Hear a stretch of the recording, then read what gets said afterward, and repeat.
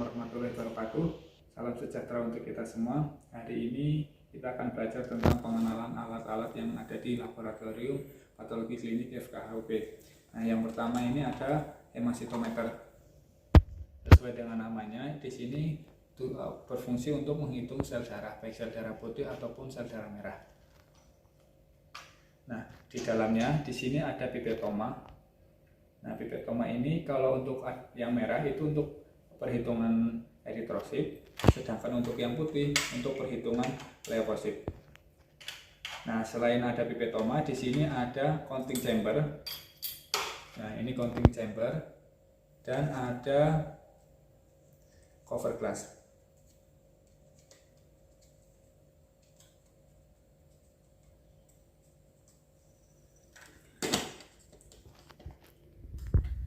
Ini cover glassnya. Jadi nanti untuk cara kerjanya, pertama si counting chamber dan cover glass ditaruh terlebih dahulu, kemudian dilihat di mikroskop untuk melihat adanya kamar hitung. Nah, jadi di sini tuh ada kamar hitung yang berupa kotak-kotak. Setelah ditaruh di bawah mikroskop, dicari kamar hitungnya, baru nanti diteteskan darah yang ada di pipetoma di sini. Nah, kemudian untuk cara pengambilan darah biasanya dengan menggunakan si tabung vakontainer. Setelah diambil dari sini, kemudian ditambah dengan reagen.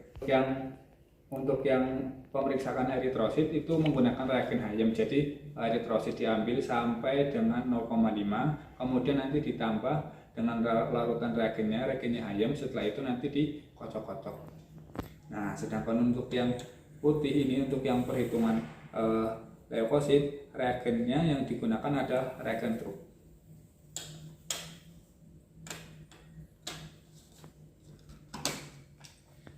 Selanjutnya di sini ada namanya hematocrit scale.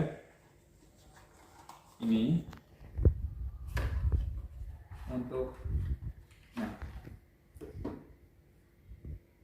jadi seperti ini alatnya.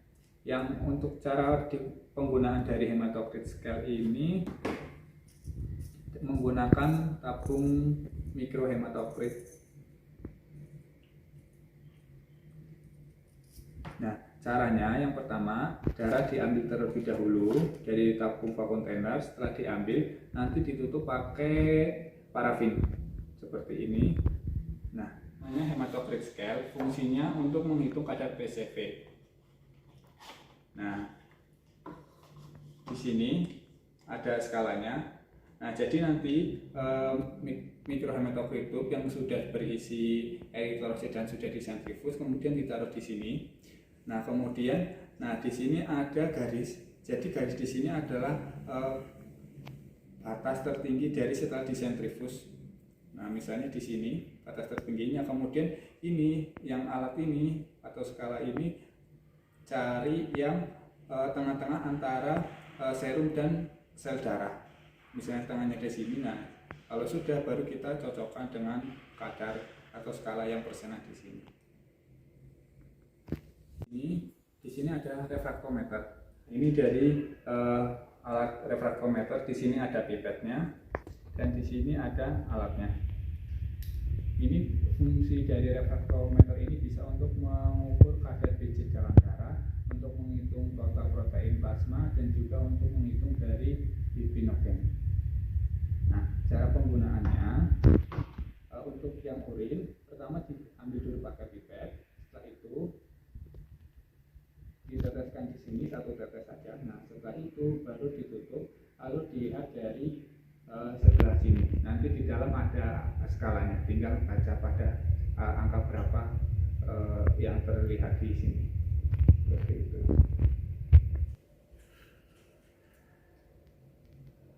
Oke, nah ini namanya urinalisis. Jadi untuk menguji kadar urin. Nah, urin yang diuji di sini bisa ada parameternya sendiri. Ada leukosit, ada protein, terus ada darah dan lain-lainnya, bisa dilihat dari sini seperti glukosa. Nah, cara penggunaannya yaitu pertama ini kemudian dibasahi atau dicelupkan ke dalam urin. Setelah itu tunggu beberapa saat, kemudian dicocokkan dengan skala yang ada warna di sini. Kemudian dibaca yang sesuai. Seperti itu. Selanjutnya di sini ada tali konter. Di sini gunanya untuk membantu perhitungan eritrofil. Cara menggunakannya sangat sederhana, tinggal ditekankan.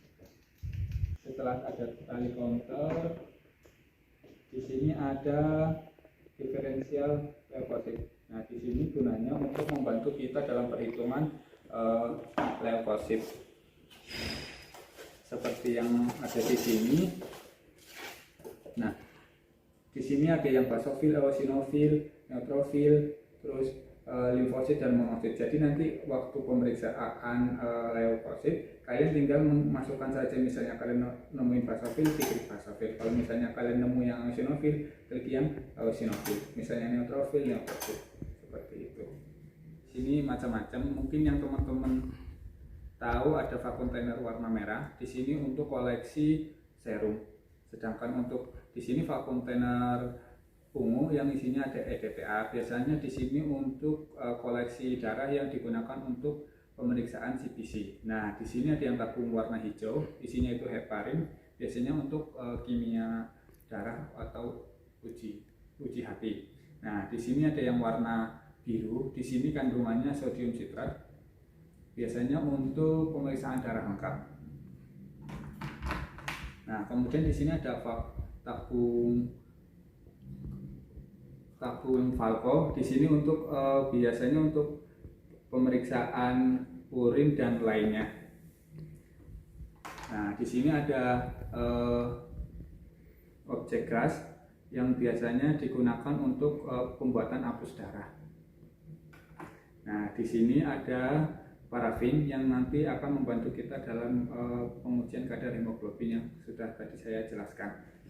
Nah, kemudian di sini ada squid. Squid di sini akan membantu kita dalam proses pengambilan darah. Yang di sini ada needle dan ada syring.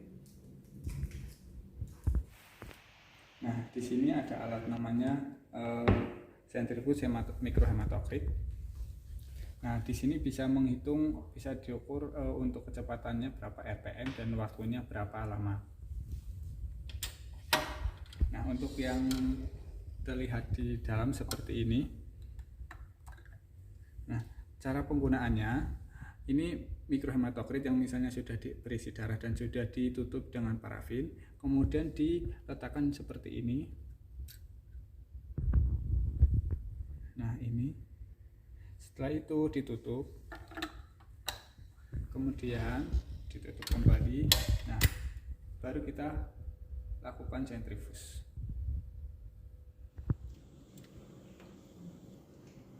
Oke, di sini ada namanya sentrifuge yang sering dipakai oleh teman-teman. Nah, ini untuk yang di dalamnya ada lubang-lubang yang bisa diisi dengan tabungnya yang nanti akan disentrifuge.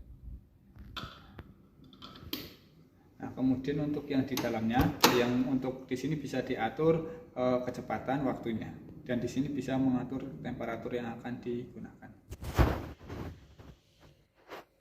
Oke, di sini ada pemanas air. Nah, di sini bisa di set untuk suhunya berapa. HP sahlimeter. Nah, komponennya seperti ini. Di sini ada tabung reaksi, di sini ada skalanya yang ini. Nah, yang di sini ada reagennya. Reagennya yang digunakan adalah HCl 0,1 N. Cara penggunaannya yang pertama yaitu darah diambil dulu terlebih dahulu sebanyak 20 mikroliter, dimasukkan ke dalam tabung reaksi. Setelah itu ditambahkan dengan reagen HCl ini. Kemudian diaduk-aduk.